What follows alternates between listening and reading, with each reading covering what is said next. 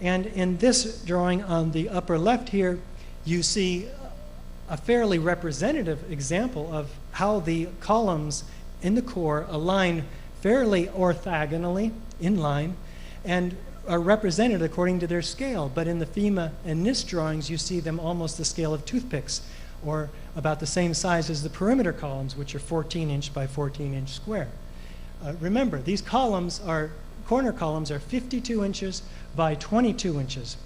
And the other ones, not in a corner, are 30 inches by 16 inches, completely shown out of scale here and randomly placed instead of orthogonal.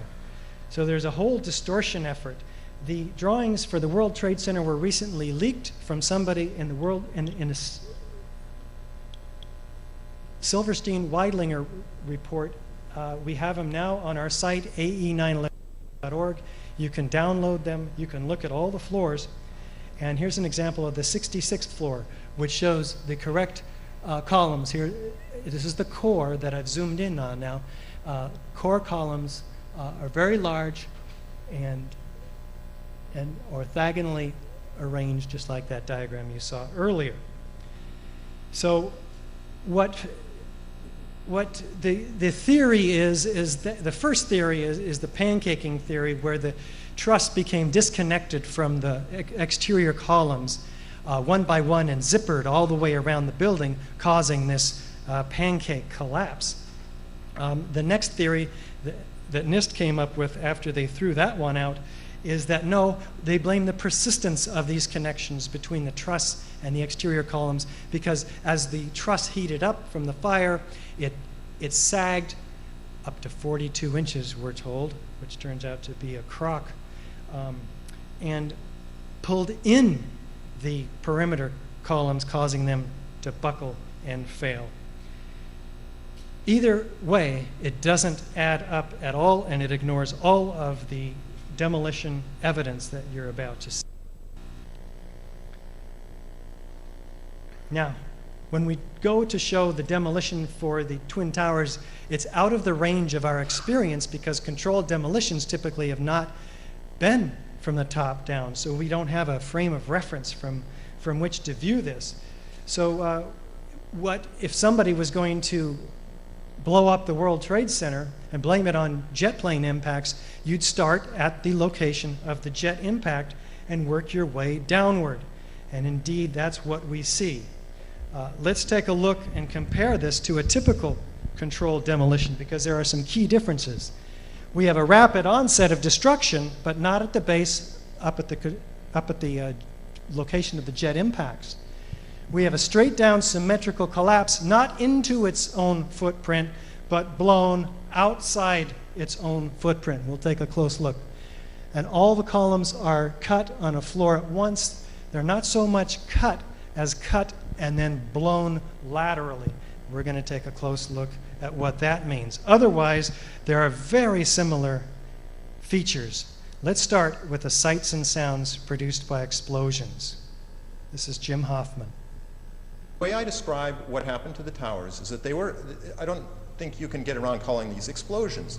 They exploded into these clouds of dust with steel hurling in all directions. And these explosions became over 500 feet in diameter by the time they reached the ground, actually more like 800 feet in diameter.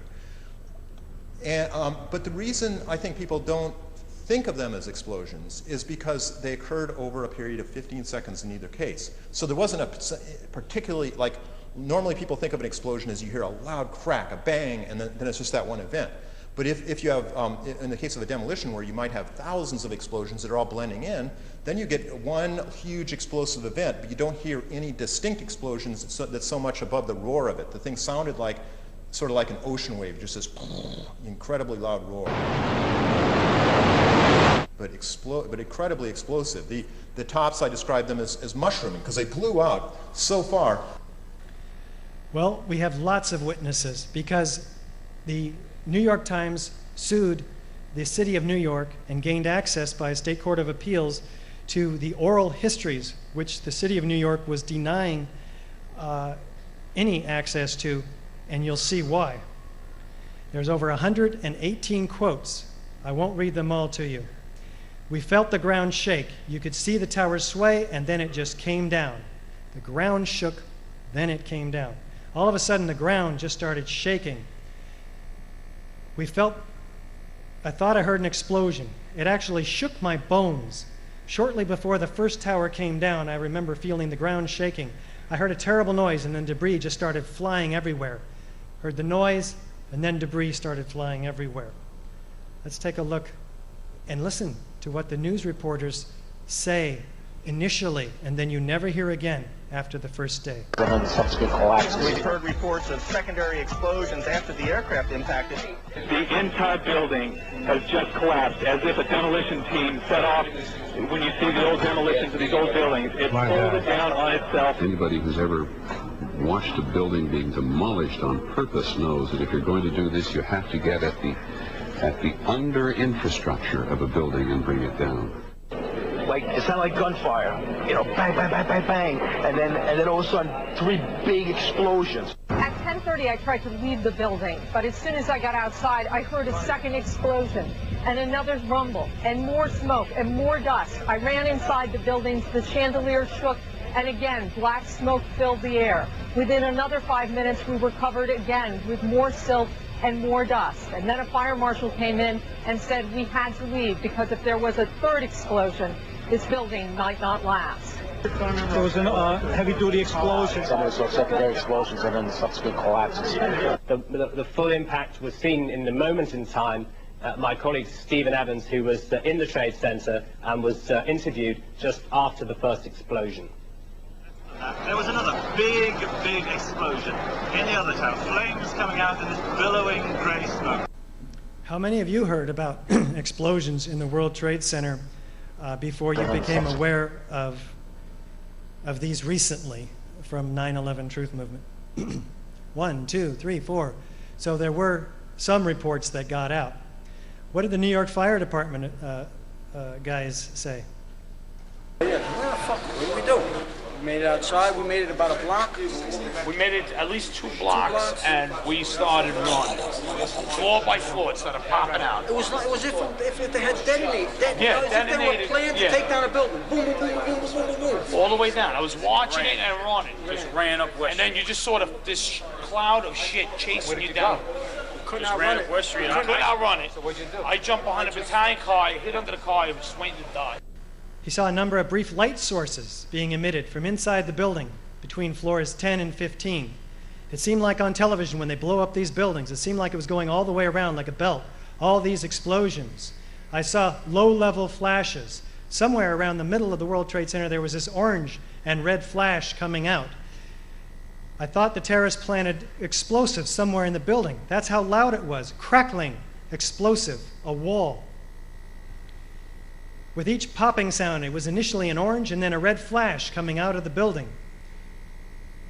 Pop, pop, pop. That's exactly what, because I thought that's what it was, an explosion. Suddenly there was another loud boom at the upper floors, and then there was a series of smaller explosions which appeared to go completely around the building at the upper floors, and another loud earth-shattering blast with a large fireball which blew out more debris. Flash, flash, flash. Then it looked like the building came down. Let's see what all these flashes and these sounds of explosions are from. Buildings as they fall into their footprint, the tremendous billowing clouds of dust.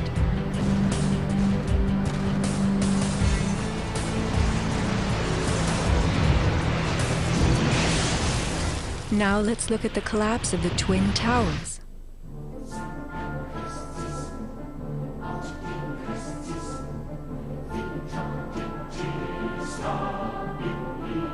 We are seeing explosions rather than implosions, a first in demolition history.